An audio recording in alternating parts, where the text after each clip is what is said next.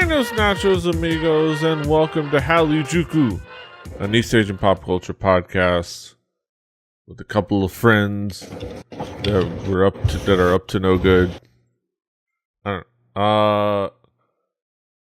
I'm Petey Rave, your man with no plan. Here with me is my tag team partner, my partner in crime, the one and only Brandon Cooper, aka King Kaz. How you doing, Kaz? I'm doing well. Yeah. We're here talk about East Asian pop culture, talk about K-pop and more. Talk about the things that are, going on. Of course, we start off every episode talking about what's new, talk about what's caught our attention since we last gathered. This time it hasn't been an entire month, so it's only about a week's worth. So we have a nice little concise list of songs, which is really good. Kaz, why don't you start us off? What's caught your attention since we last hung out? A couple of things caught my attention. But I built my list in hype order. So this first one, Kilograms featuring Kisim and Don Mills, Icebox, bringing back that hit from the 90s. But yeah, no, it's fun. We've talked about Kilograms before. Kilograms has a very unique voice. So anytime you're introduced to Kilograms, if you've never heard about Kilograms, he does not look like what you expect him to sound like, and I think that's part of the fun about him. And he's also just kind of really he does songs really well. The songs that he does are definitely done with fun and some creativity in them, and this one definitely kind of has that. It has some creativity to it, and it's really fun. So I like it. It's fun. It's chill. Chill. Icebox. Yeah. It's fun. It's pretty chill. It's it's catchy. It's a cool summer track. It's fitting. It also has the extra fun part of people who judge hip hop solely on its hardness would absolutely hate this, and that makes me happy. So I think this is a fun part. I think I wish there was a little bit more of a showcase for Kisum, but she does her part as far as being the hook singer. Also, I like that Don Mills recorded his entire contribution separately from everybody else. Oh yeah. Yeah, he definitely was not. He definitely was an additive to this video. It's like, oh shit, we need to record your part. Oh yeah, all right, let's do this part inside. All right, let's go outside and film the rest. Okay, cool. Let's go. Looks nothing like what this video looks like, but yeah, no, it works. It's fine. Not the same camera. Not the same camera, not the same lighting. They literally shot it inside inside the agency office and on the roof. Yeah. But gotta give him credit. At least he showed up to a music video shoot. He didn't show up to the music video shoot, but at least he showed up to a music video shoot. So it's definitely fun. I could do without the Don Mills part. It's not terrible, but much as the feature in the video is, it seems very tacked on. It seems like out of place. Yeah. Don Mills walked past, heard that beat, and was like, "Oh, let me rap something on that," and everybody was like, well, "Oh, sure." Okay. Yeah. And now it's just there. All right. Moving on to so. The Kilograms Kisum thing is what it is, right? I think this is a better version of what you wanted from that, which is Loco and Hasa from Mamamoo. Don't above live. This is such a good back and forth male female rapper vocalist track. And I think this is kind of what you're alluding to in that what you wanted more from the Kilograms kind of Keesum collaboration. Like, Well, this is I that wanted more full-on Keesum raps, collaboration. but I still love this. Yeah, but I just mean more of that collaboration of what both those people are really good at, right? And that's what this is, right? This is taking two people who are really good at something and then bringing that together in the realms of what they're good at. And they both shine really well. I think Hwasa is just, it's part of what make Mamamoo great. And, I love Mamamoo. I have them right behind me, as you can see. And she's a big part of what makes them great, which is her vocal color and her vocal ability. And it fits really well into the style that this song does, with Loco. It just is nice, and, like, sultry and chill. Like, yeah, no, it just has such a good, like, vibe and feel to it, and like I said, I love the back and forth.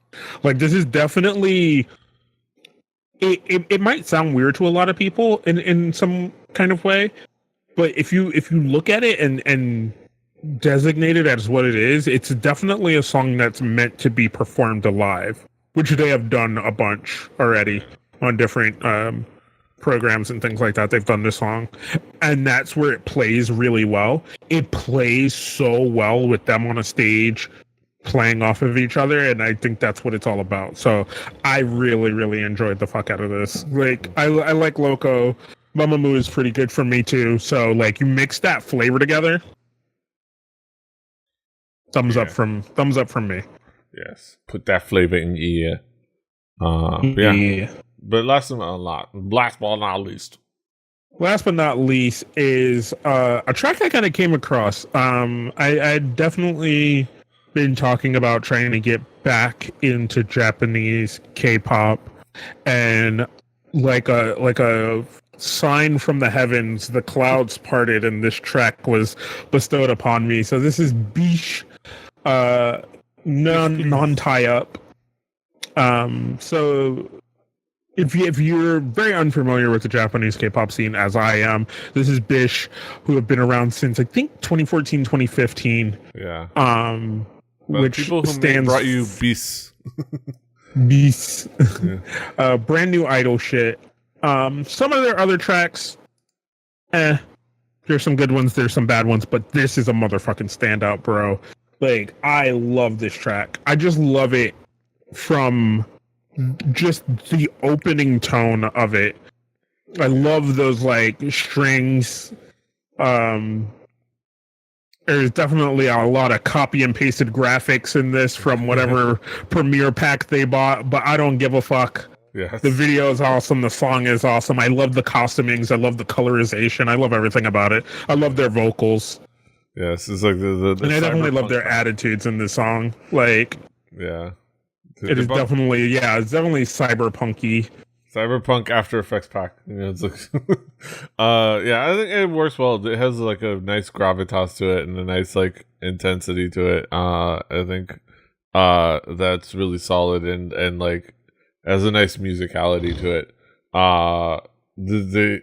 They've always been the like I'm the guy who did Beasts, but I want to kind of do something a little bit more, I don't know, aggressive rather than that, like, so it's like, let me do something where they're just yelling at you and like doing this, but in like idols yelling at you. Yeah.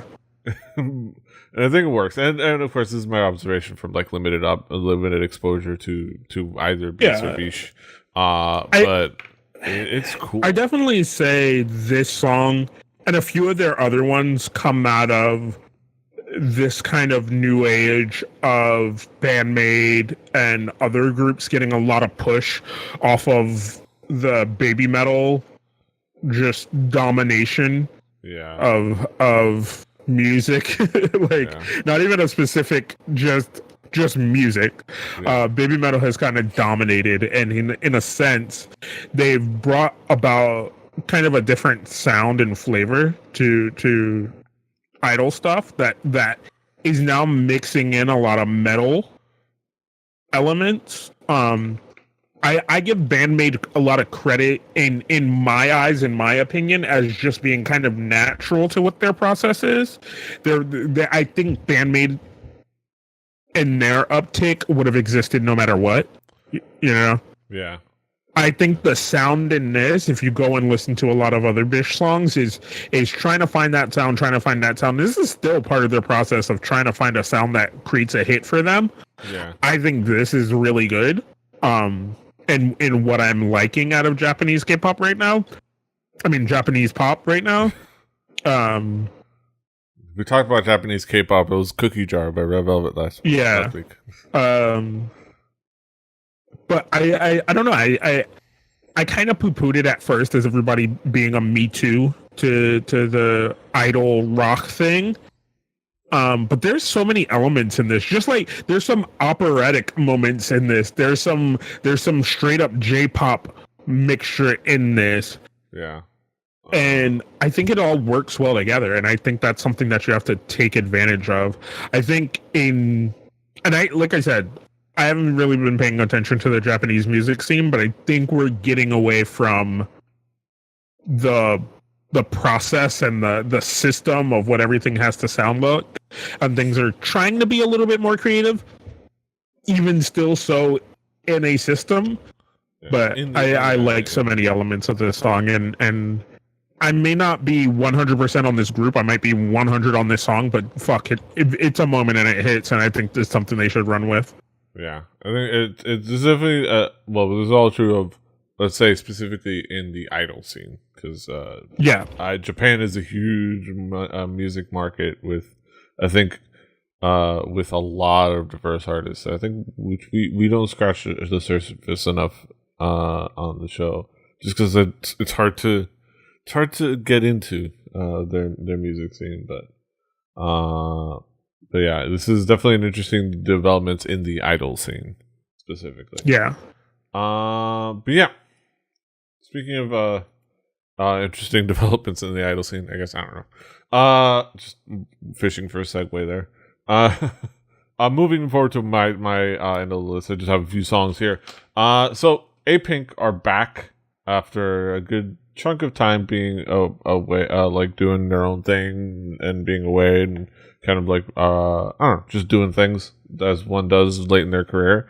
They're back with their 7th mini album, as it says in the opening Frozen moment in the video, with the song called "I'm So Sick," Ido Upsa, and it's for a group that had settled into a specific sound and kind of recycling a specific, a kind of a safe sound. The main thing that's notable about this is that it is definitely a departure from the norm for A-Pink. They kind of like do an interesting take on, at this point, a little bit of a late take, but an interesting take nonetheless on the tropical house sound a little bit. I think there's a lot to like about this song, in the sense that at least it's like, it's a change of pace. It has a nice energy to it. It's not mind blowing. Just on it, it's not in a vacuum. It's not the most interesting song. But I think it's a quality song, and it's a nice switch up of mood and of style. And it's nice to see them kind of switch up their concepts a little bit, not staying with the safe thing. Yeah. Like I always enjoy A-Pink, but for me, and like you said, this definitely has a sound that is more modern, but it's also still kind of behind the boat in K-pop because this is a sound everybody else has already explored. And it does sound interesting coming out of A-Pink, like you said, who has always kind of probably after their debut, right? Whereas after their debut and probably second mini album, where I find them the most creative, they've kind of played a traditional game. Yeah. When it comes to being musical. So hopefully this means they're more pushing towards the future. I still love the way A-Pink sounds. I love their vocals. I like a lot of that. But this track definitely for me right now was very pedestrian. Yeah. Like it's not. I always say things like that, and then I always have to follow it up with like I'm never expecting anyone to reinvent the wheel, but I kind of want you to try to reinvent the wheel. You know, like I do appreciate creativity in your sound and things like that. Yeah, I think honestly the main thing I wanted it to pop a little bit more. Like wanted to like have a little bit more of a bang. That being said, I think it's a good song, and I think they look great. That's the main thing. Because there's a couple of like I don't want to drag this out because it's A-Pink, but I feel like A-Pink has really strong vocalists, and I think the thing you said is what made me not pay as much attention to them is because I feel like they didn't use them because they decided to just kind of play the safe game and always go with a song that they would think would work rather than playing to their vocal abilities and like trying some vocal gymnastics or just being really strong vocally. Like, you know, yeah. All right, moving forward to the next song. Just a couple. Momoland. Speaking of on the opposite spectrum, sticking to a sound that works. Which honestly, this is just a follow up to a single song that went to a hit. So almost kind of like I'm gonna sing the praises of this song, even though it's kind of just a copy and paste. But I think it works in a sense, just because like it was the second song in this kind of a follow up to their big hit. But yeah, Momoland, with their song "Bam," Bam, follow up to "Boom Boom." It's another electro swing track. It's Shinsadong Tiger. In many ways, kind of following up on what works about Boom Boom, and in many ways, kind of invoking like some of his older stuff, like old school T-ara jams. Namely, songs like "Lovey Dovey," kind of like invoking that, especially with the shuffle dance. I think, but overall, I think it's just a really fun track. It in this instance until right now as they're kind of like establishing the follow-up to their big breakout hit, having the immediate follow-up release kind of be just a slight variation follow-up but with the similar sound is okay. You don't want to do that too many times, but having this just kind of like establish that same sound is okay, mainly right now. Especially because kind of like it's a follow up to this particular track. I think it works. It's a fun track. It's super catchy. It has some mimetic moments in the music video. The shuffle dance is cool. The fact that they replaced Boom Boom's dabs with the shoots. Is it a girl group? A catchy, upbeat girl group incorporating shoots. Also, the rap break pretty much sounds like Nancy's. It's Daisy. Sorry, Daisy is pretty much invoking "This Is America." Like she's basically rapping that rap breakdown like "This Is America." But overall, I think it's just fun. What did you think, Kaz?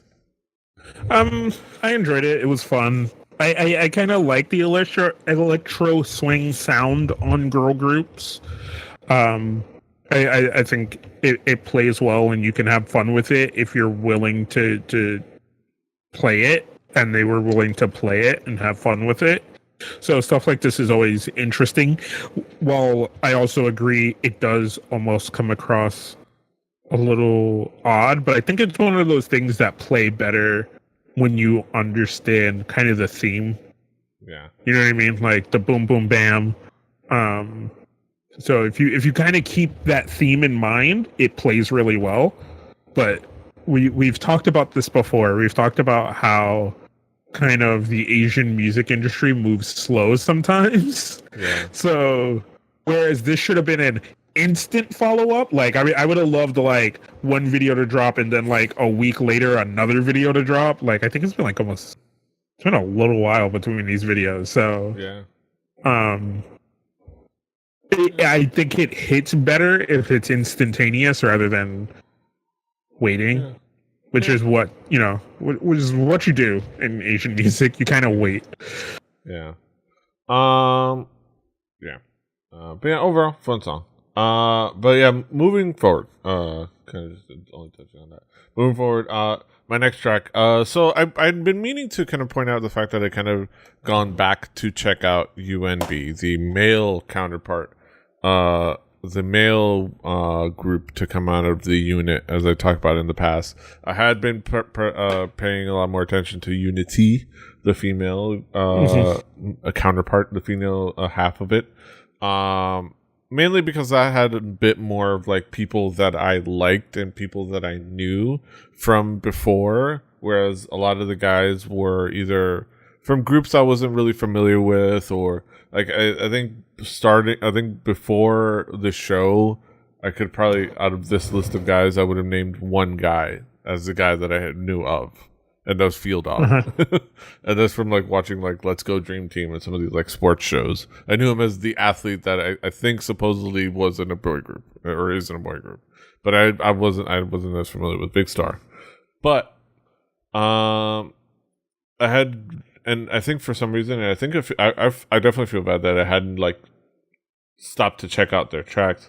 I had checked out their I think one of the previous tracks, and I enjoyed it. I think the only reason I hadn't brought it up was because of, there was just like in all the different episodes since then, there's been a lot of tracks to talk about, and that kind of got boxed out.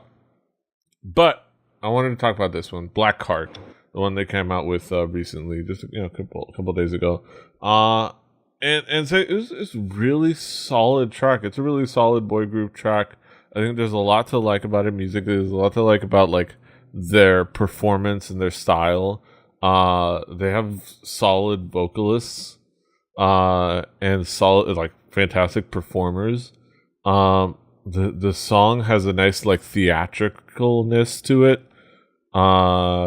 In a sense, and it has a nice like energy to it, and yeah, and the video kind of really matches it well.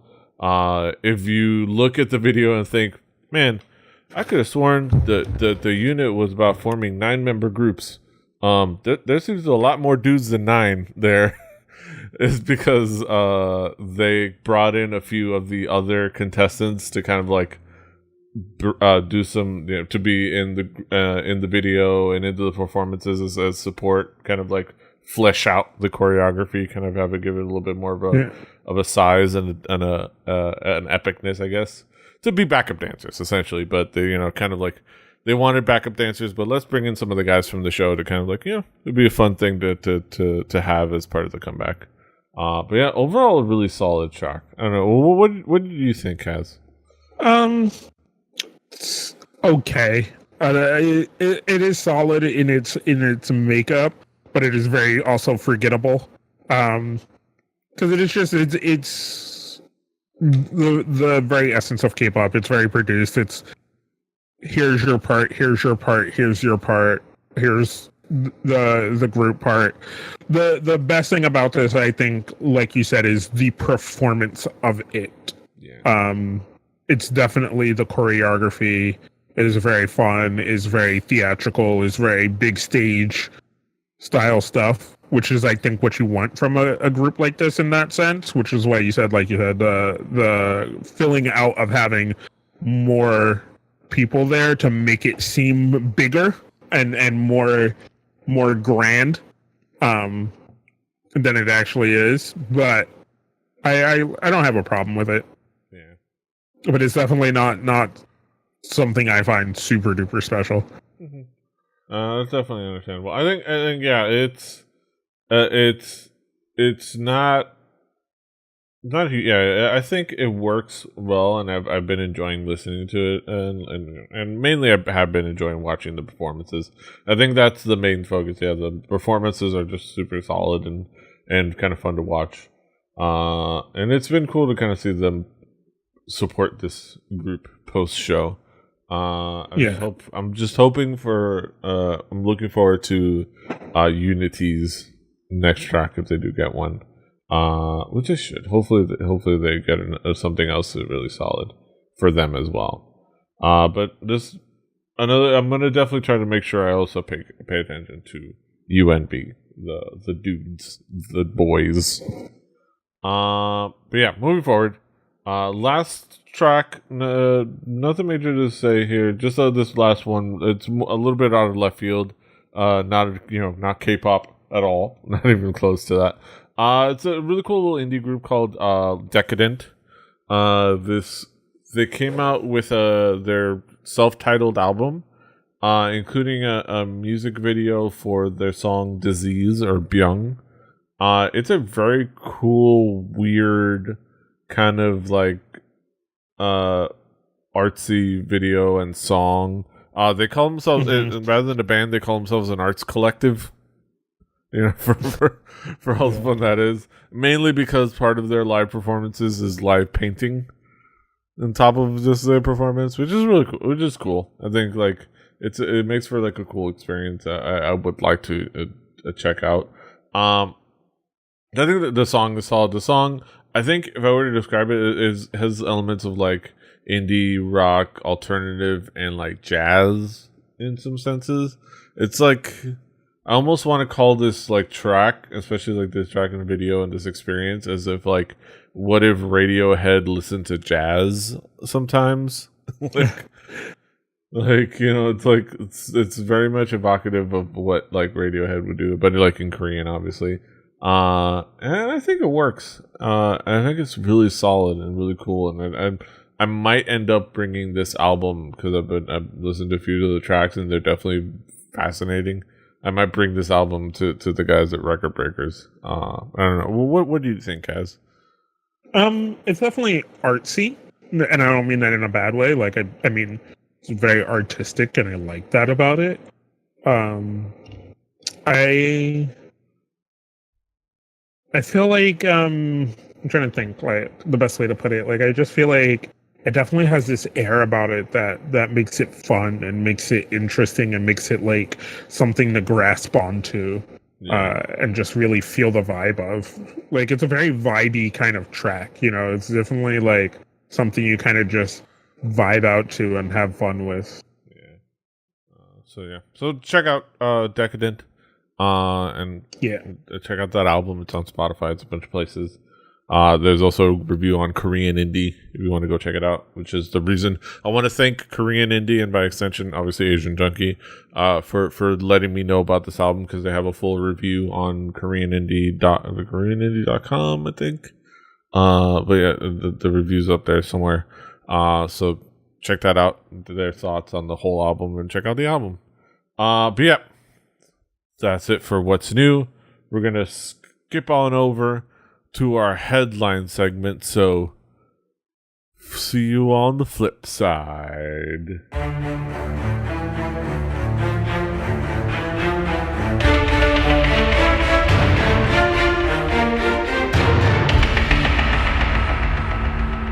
Welcome, ladies and gentlemen, to our headline segment, where we talk about the topical topics and things that are going on in the world of East Asian pop culture.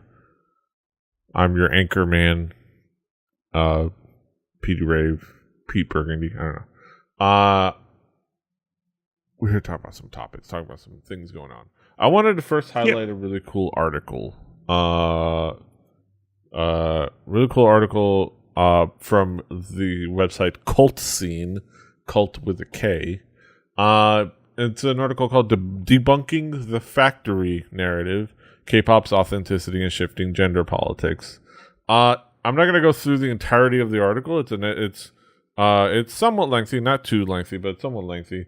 But it goes nice in depth. It's mostly like reaction to a couple things, specifically talk about, back in the day when like Fine Bros' videos on kids reacting to K-pop and things like that, and kind of like the whole narrative around K-pop in the West, and the whole like soulless, uncreative pop music factories being the entirety of how K-pop works.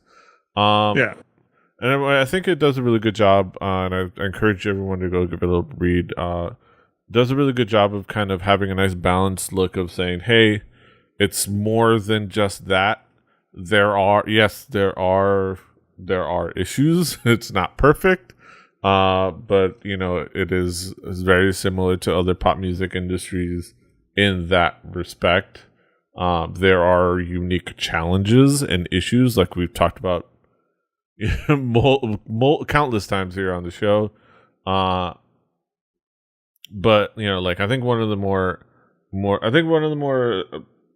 telling lines, I like this sentence that I caught my eye, is this factory narrative, however, is more reductive than it is factual. It dismisses thousands of singers, dancers, artists, producers, managers, stylists, technicians, A&R teams, and designers as industrial robots with no independent agency. Which I think that's like the crux of the article, and I think it does a good job of debunking that, while also not sounding like it's just a shill fest for the industry or anything like that. It does criticize the industry, rightfully so. I don't know. Well, what were your thoughts on the article? I like the overall kind of tenet of the article. I don't know how much I like it, starting with talking about like the fine, like the whole like that version of the React thing. It's very secular to start there. It's taking the uncultured and then showing them something, right? So you obviously, most of the time, unless you have, right? Because a lot of reaction channels are people in the know reacting to things that they know, right? It's very rarely, and only in that mix, where it's people not of the know taking a very popular culture thing and showing it to more people not of the know. You know what I mean? But it goes to bring the point that I do like, where you say, once you know, your understanding becomes different. And I also kind of, we struggle with it here on this show a lot, with the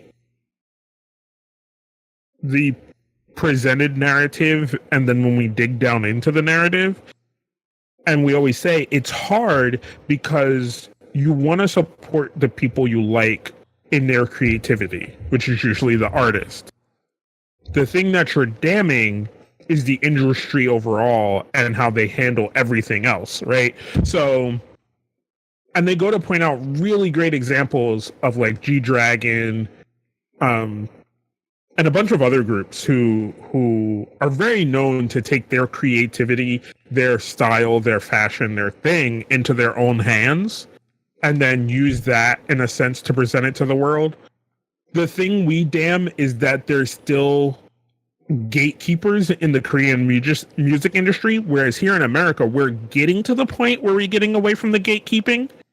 And now it's more direct to consumer. It's more directly to the fan as the gatekeeper of, is this good enough for me to support? Korea still has that struggle no matter what. It still has that struggle where there's a gatekeeper that you have to impress first before you're allowed to impress the world. There are people doing things like getting on SoundCloud, but it's still like still like but one or it's two not, people, and it's not where we are here in America or in Europe. You know what I mean? Where probably maybe a higher percentage of people who are making music now started on YouTube, started on SoundCloud, started on those platforms. Yeah, like there are little glimpses of hope of like people just Yeah. deciding to just do their own thing and just like go away from it. And there's going to be more of that as we go. You know what I mean? But we're still in that transitional period. Is what it's still nascent. It's still it's still young, and but the important thing is to understand that there's more to it than just what it seems like. I kind of almost put this era of the Korean music industry to the music industry in the 80s and 90s for us here in America. And kind of almost in the Motown era too, where sometimes you have these groups that form naturally and they push for it, and then you get to these gatekeepers and they're like, oh, if you looked more like this and that guy looked more like that, and we lost this guy overall and put this guy, we got this other guy, if we put him in here, it'd be great, you know? Yeah. And sometimes you have to give in to that, and sometimes some groups do, and they thrive and they flourish. Or you have groups that are put together, but then they create this really strong bond, like BTS, or in that sense, like they mentioned in this group, G-Dragon and Big Bang, right? This is a group that was formed, but took creativity in their own hands. You know what I mean? A lot of their writing and producing is of them, and it's their sound. And then you go to the sound that YG as a production house originally gave them, and then the sound that you've gotten in the last couple albums, you'd be like, man, there is this great growth. No, that was the sound they were given versus the sound that they wanted to produce. You know what I mean? Like, and it's night and day. Yeah. And you have that for a lot of groups, right? Yeah. Where you go, man, that sound they were given is shit. Like, but the sound that we got is amazing. Yeah. When people were allowed to have that creativity. And I think unbeknownst, we do that a lot in the music we pick. Like in all these songs that we picked this week, there's a lot of like the A-Pink song, right? We know that that's not A-Pink, right? That's, hey, here's what the new hottest sound is. Let's put that mix on it. Let's do this. And there's probably some A-Pink in there, but like I said, those first couple albums of A-Pink, I think are A-Pink. Yeah. I think, and one, so like, we took a look at a couple of these things, like the different, the breaking into creativity. You talk about like, the gatekeepers, the people that manage everything. I think like the important thing of this article specifically is like talking about how, yes, there are these things in this machination, this like in this system, but it's not that much unique to Korea or to Asia. No. Honestly, the only thing that's really unique to like Asia and Korea, the idol system, is more how internalized the whole system is. Because like in the West, you have artists like starting their training and getting signed at like 11. Like Aaliyah got signed at 11. Like and like, if I remember correctly, like she got signed young by it just it was a hip hop label. It was a R&B label.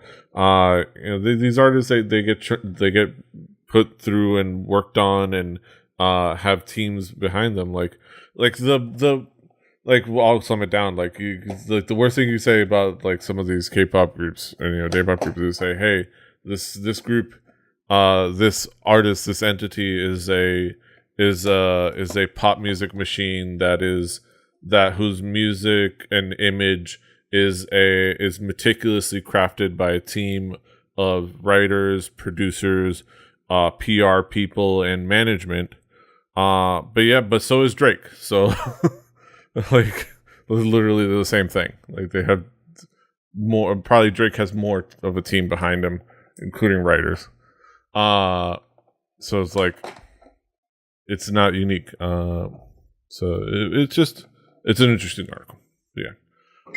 Well, I mean, the thing that I said, like that I'm trying to like, it's not even like the Drake thing, right? It's the different eras of that, right? So if you compare, like I said, the 80s, 90s, early aughts of the American music scene, it looks very similar to where the Korean music scene is now, right?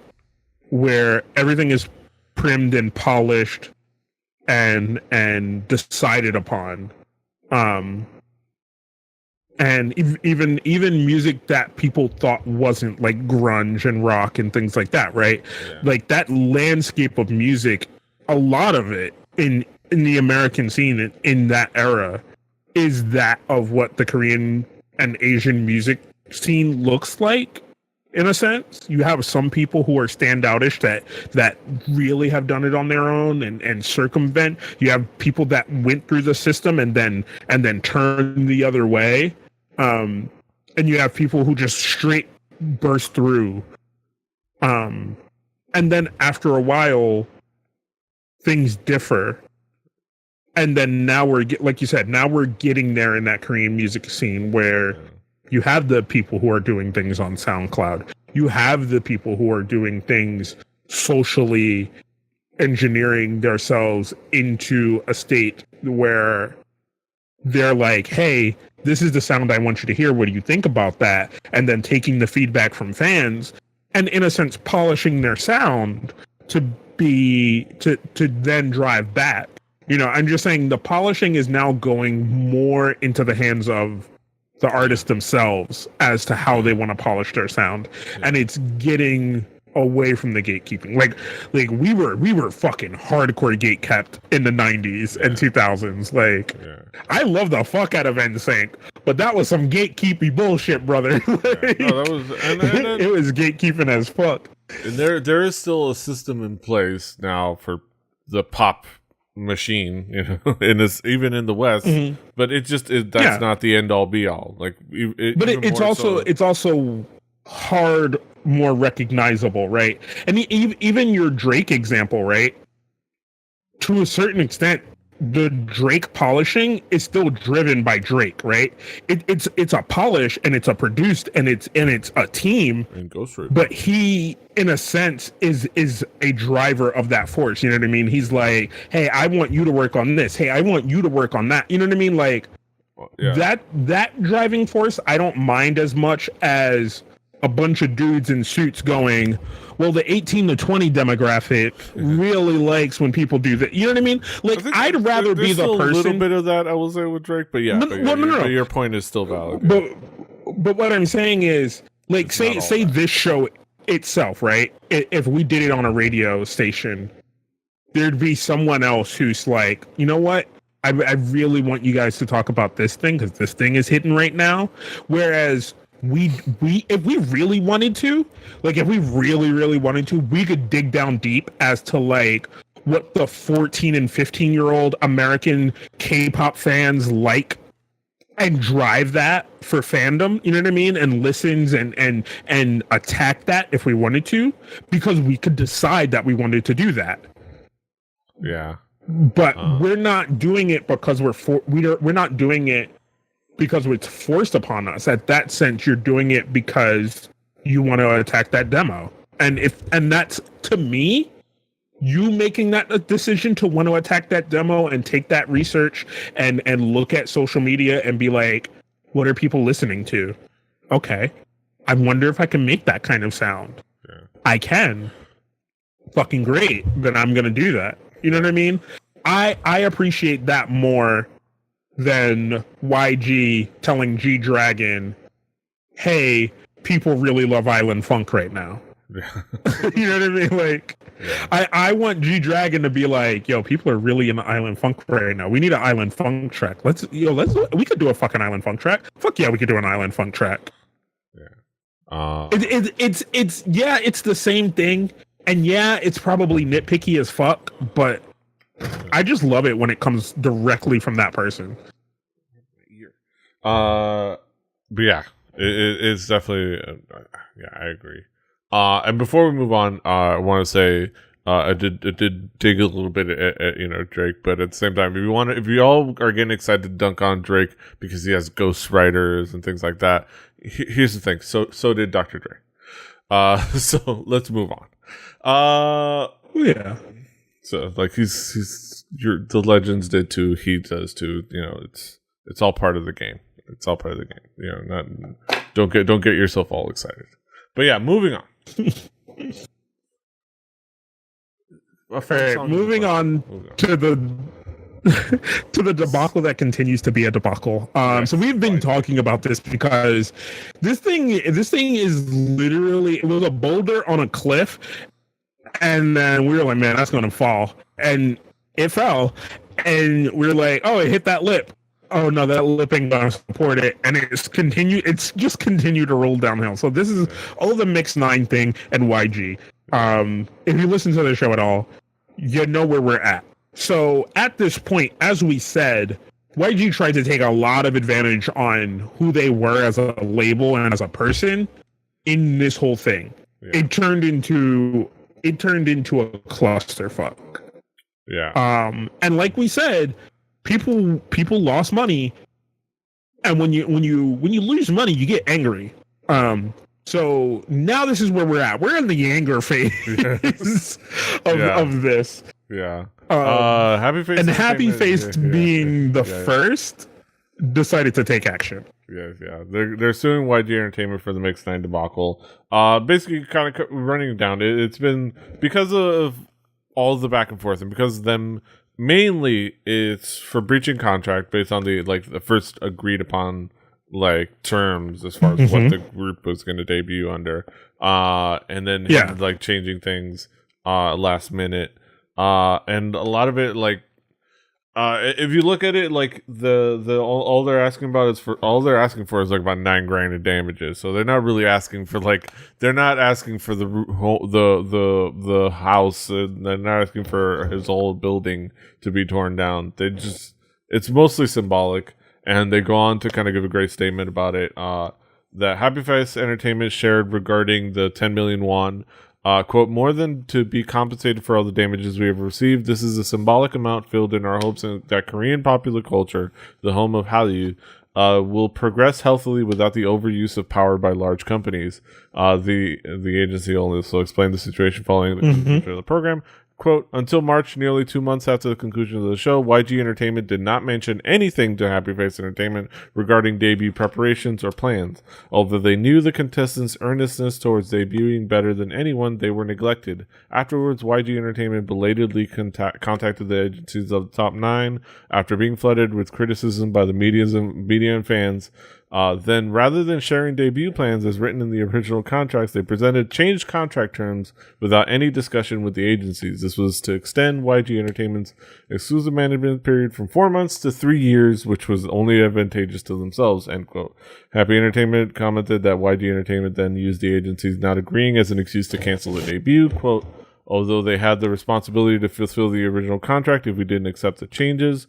YG Entertainment was unilateral all the way to the decision of canceling debut. End quote. The agency also mentions YG Entertainment's statement at the time, which said 4 months were not enough to prepare new music, film a music video, and choreography, and hold a solo concert. Happyface Entertainment clarified, quote, the 4 months had been selected as the promotion period following the days of the music release, and the music preparation period was separate. So basically, to sum up the quote, yo, that's bullshit, and that's bullshit. Yeah. This is a very big, like we said, right? This is a very giant thing that got out of hand. And it involved it involved too many moving parts, and people were already weary of it. And then YG tried to be the carry through, and I kind of almost respect this, because like I said, this is the anger phase, right? You could have tried to come at him hard, but Happyface is like, look, I don't want to smack nobody, I just want my money back.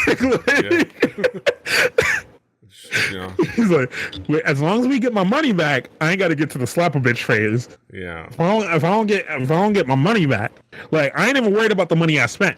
I just want my deposit back. Yes. The money I spent is whatever. I let go of that. That was a favor. You know what I mean? I just want my down back. That's all they really want. They just want their down payment back. Yeah. And knowing YG, they ain't gonna give it, and then Happyface Entertainment is gonna get to the slap a bitch phase, and that's when it gets delicious. Yes. So yeah, and they give a boilerplate response, which is not really point up. It really comes down to the fact that like they bullied these companies because of YG, because like basically if you remember correctly, the show debuted, it tanked, nobody watched it. YG realized that this show isn't going to automatically carry momentum for this group on its own. I would have to actually work to promote this group, even though I did the show. I don't want to do this work. Let me do some unnecessarily what's the word? Fucking unnecessarily unfair shit to these companies, and you know what? I'll use their. He knew they were going to say no, so he knew they were going to say no, and he was going to use the fact that they were going to say no as an excuse to just wash his hands of the whole thing, because MIXNINE failed. Like he failed, and he didn't want to admit he failed, so he's going to put it on other people. YG needs to fail more often. It's the only way he's going to learn how to do things correctly, how to succeed. Really. But yeah, good on Happyface Entertainment for slapping back, clapping back a little bit, and all the best luck to them. Yeah. Moving forward, speaking of agencies trying to use their power, MBK Entertainment's trademark application for T-ara rejected. Kypros says MBKE need T-ara member approval. So this is a follow-up to another debacle, which is everything involving MBK Entertainment and their handling of T-ara in the late stages of their time with them. Basically involved with a battle over the T-ara name. Them trying to trademark the T-ara name after the fact, after the group, had left the members have left the agency. They were dunked on by the Korea Intellectual Property Rights Information Service. Basically on June 27th, Kypros published a notification of reason for refusal for MBK Entertainment's Class 41 trademark application of T-ara's name. The notification indicates that as per Article 34, Section 1, Item 6 of the Trademark Act, the trademark for T-ara, a well-known celebrity group, cannot be registered. Basically it says that because this is a name of these people, you need these people's... Basically, it comes down to, because this is a name that basically symbolizes these people, this group of people, you need these people's permission to trademark the name. Yeah, so it's definitely been pretty interesting because the girls have been trying to hold on to the name. This wasn't one of those things where it was a disbandment in the sense of like the girls didn't want to be together. They still wanted to do stuff, and they still want to do stuff. They just want the name as well. And between kind of, there's so much shit. You could make a drama about all the shit between T-ara and MBK Entertainment. But so this is kind of going to be the thing. Right now, this falls in the favor of T-ara.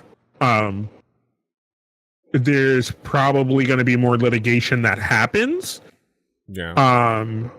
We'll see where that then takes us in this sense, because then this can then create a precedent of something that we've had these situations before in the past where a group has left and wanted to hold on to the name and not been able to sometimes. But if T-ara is able to go through this litigation and win this process, that'll be a big win. Yeah. For something like that. It's not unprecedented to see a group be able to leave and take their name. We have Shinhwa,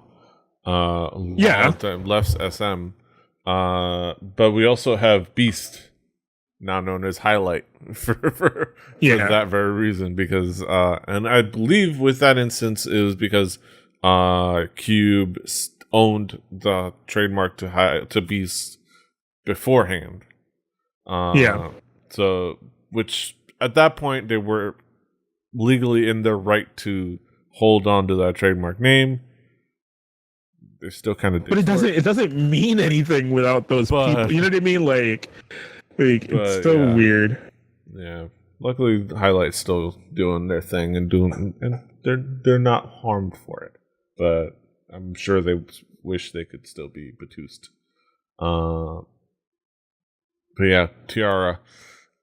We obviously, this doesn't automatically mean T-ara is going to be able to be T-ara from now on. That's just there's still a lot more to do that there, and there's going to be a lot more to go going forward. So, all the best for the ladies of T-ara. Yeah. Fighting. All right. Last article, just a nice little like heartwarming update. Hopefully, nothing major, but nice little like update. Solji said she'll be coming to Japan with EXID in August. It's happening. Hopefully. During EXID's showcase for the Japanese debut, the members called Soji, and she stated that she will be returning as 5 in Japan as in August, as they'll be releasing Up and Down, Obiare, and starting a tour around then. Just a couple of weeks ago, people were figuring out about Instagram, things like that. But this does bode well. We don't know for sure what this means exactly, but supposedly it's happening. Like things are going. She's gonna be back. They'll be together again as 5, which is nice. Which is nice. Which hopefully means that she's feeling well enough to promote and perform, and that means a lot of good things for her, just her health in general. Yeah. What did you think? What are your thoughts, Kat? No, I definitely think I agree. Like I feel like hopefully, because it's just kind of been a weird world with that stuff. But hopefully, this just definitely means that they can start living life again as a group. Yeah. And it'll just be kind of a happy thing to that, because sometimes when you see these situations, those people just end up not really, either they come back and it's just not the same, or so there have been situations where people come back and they're just right back into it, but you never know what you're gonna get. So hopefully it's a situation where it comes back and they just pick up where they left off. Yeah, especially with big time health scares. Yeah, it can always be scary. But yeah, hopefully all the best to XID, a group that I absolutely love. I have them right up here. I look forward and up, and they're right up there. All 5 of them. Yeah. But yeah, that is a nice little fun note to end this episode of Hallyujuku. Kaz, what's going on in your world? What's going on with you? We took a week off, but just go check out Sports Odds and Ends. I'm getting invigorated to talk about sports again. We've been talking about the World Cup because that's been going on recently. Hopefully you've been paying attention to that. We're definitely going to be talking about that Japan-Belgium game. It's one of the most oddest fucking games I have ever watched happen on. Like watching the ticker on my phone go during that game was one of the oddest things I had ever seen in my life. I damn near got in trouble at work for kind of glancing at TVs that may have had the game on. Just the same, but damn it, yeah, I didn't have a TV on. I just literally had like a ticker on my phone going, and every so often Google would ping, and I'd go look, and I'm like, huh? Oh, no, nothing happened. Huh? Oh, shit. Japan scored. Oh, shit. Japan scored again. Wait, what the fuck? And then, went back, looked again, and I was like, wait, it's 2-2. And it's just the weirdest fucking game that I've ever seen in my life. Like, it's one of those games that I hope better statisticians than we are, SB Nation, I hope they make something about it, because that had to be one of the oddest fucking things I've ever seen in my life. That first goal was such a fluke goal. that like just like that the E-fist kick, I guess almost want to call it. It's just that was just an impossible. Oh, but that being said, sports.zns.com. Go check that out. He's at King Kaz. I'm at PD Rave. The show is at Hallyujuku. Hallyujuku.com, kpoppodcast.com, rebellion.net for this and other shows, including Record Breakers. New Record Breakers this week. This week is the BTS episode. Well, didn't I tell you? Don't you know? I actually have the guys listen to Love Yourself T-ara, and it was a nice little fun talk about it. A lot of what you would expect about the reactions, but they were pretty positive about it. So go check out the episode, recordbreakerspodcast.com. Yeah, like I said, rebellion.net. Give it to me straight, Doctor. Rebellion TV on YouTube and other places. Check us out where you can find podcasts. Subscribe, like, share, do all the things. Give it to me straight, Doctor. Until next time, hasta los huevos. Why, I think you're crazy. You're fighting. Japan should have won. Japan. They could have had it. Diamond Club hopes you have enjoyed this program.